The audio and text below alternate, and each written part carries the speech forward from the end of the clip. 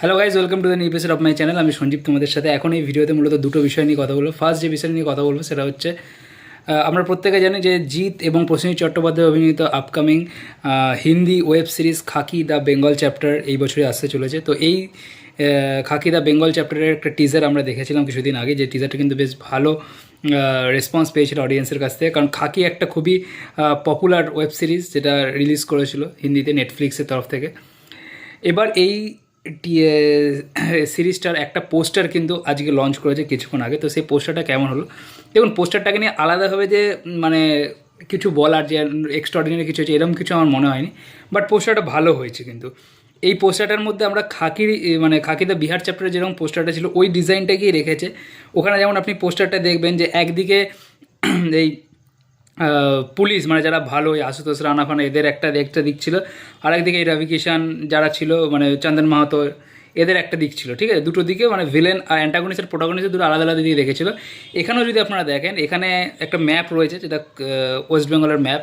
কলকাতা, দিল্লি, কলকাতা, চুঁচুড়া, চন্দ্রনগর এইসব জায়গায় আঁকা রয়েছে, ওয়েস্ট বেঙ্গল বলে লেখা রয়েছে। এবং এখানেও কিন্তু ওই মানে অ্যান্টাগনিস্ট আর প্রোটাগনিস্ট দুটো ভাগে ভাগ করেছে, যেখানে মাঝখানে একটা লাল দাগ দিয়ে কলকাতা শহরে হাওড়া ব্রিজ এসব দেখা যাচ্ছে। এবং এক পাশে রয়েছে শাশ্বত, প্রসেনজিৎ চট্টোপাধ্যায়, ঋত্বিক এবং আরেকটা যে ছেলে আছে, কি নাম যেন আমার মনে পড়ছে না ও। এবং অপর দিকে রয়েছে আপনার জিৎ, পরমব্রত, মিমো এবং পূজা চোপড়া, চিত্রাঙ্গদা সিং এরা। তো এখানে এই প্রত্যেকে যাদের রয়েছে তাদের প্রত্যেকে ভাল লাগছে। জিতকে সেই একটুখানি শত্রু লোকে দেখা যাচ্ছে। যখন টিজারটা এসেছিলো জিতকে কিন্তু একটা বেশ মানে একটা যেরকম হয় পুলিশ অফিসারদের যাদের একদম দাড়ি কমানো একটা খুব ওয়েল লুকে দেখা গেছিলো, ওয়েল বিহেভ লুকে দেখা গেছিলো।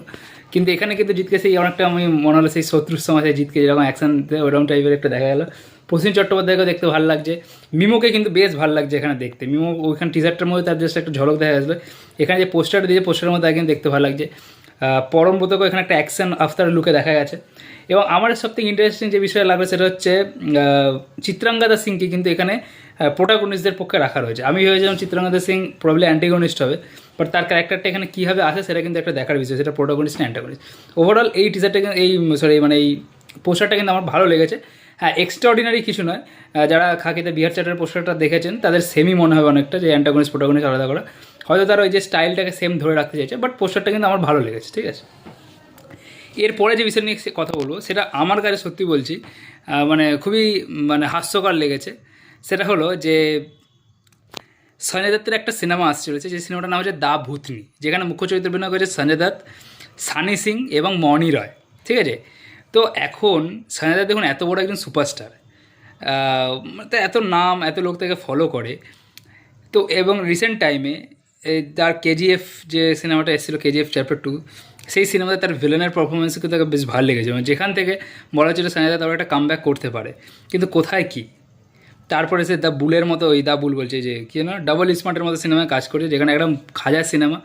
এবং তারপরে আবার সে এইরকম একটা সিনেমায় কাজ করে দ্য ভূতনি। এবং আপনি ভাবতে পারেন এই সিনেমাটাকে প্রডিউসও করেছে সঞ্জয় দত্ত। মানে এটা কি এখন হরার কমেডি খুব খাচ্ছে বলে যা খুশি বানিয়ে দাও।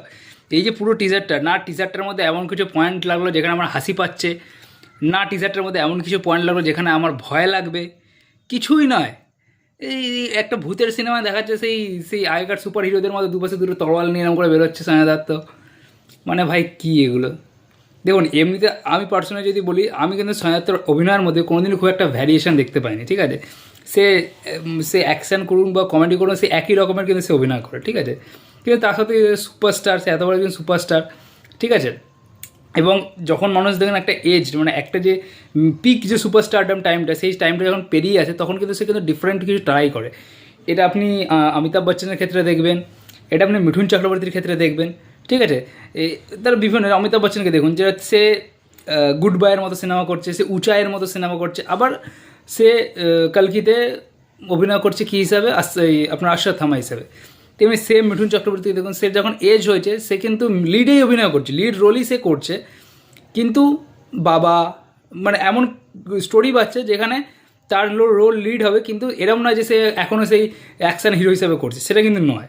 ঠিক আছে, কিন্তু সাধারণত এখনও সেই একই টাইপের অভিনয় করছে। হ্যাঁ, সে অ্যাকশন করুক, কিন্তু সেই অ্যাকশানটা তাহলে এবার রজনীকান্তের মতো সিনেমা বাছুন। এইসব কী সিনেমা হচ্ছে, এর আগেও তিনি একটা সিনেমা করেছিলেন ভূমি বলে, যেখানে ওই আদিত্য রাও হায়দারি প্রবাবলি ছিলেন। তো ওই সিনেমাটা একেবারে বিশাল বড় ডিজাস্টার হয়েছে। এবং রিসেন্ট টাইমে যদি আপনি দেখেন, লাস্ট 10-12 বছরের ইতিহাস যদি দেখে নেন, সঞ্জয় দত্ত কিন্তু নিজের সোলো কোনো হিট সিনেমা দিতে দেননি। তো এই সিনেমাটা এর মাঝখানে একটা সিনেমা করেছিলেন প্রবাবলি রবীন্দ্র ট্যান্ডনের সাথে একটা সিনেমা এসেছিলো, ওই সিনেমাটা বড় ডিজাস্টার হয়ে গেছে।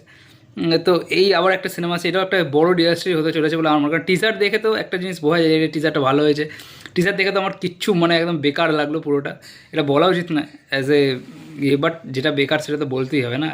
তো আমরা আশা করি সাধারণত ভবিষ্যতে আরও ভালো স্ক্রিপ্ট অবশ্যই চয়েস করবে।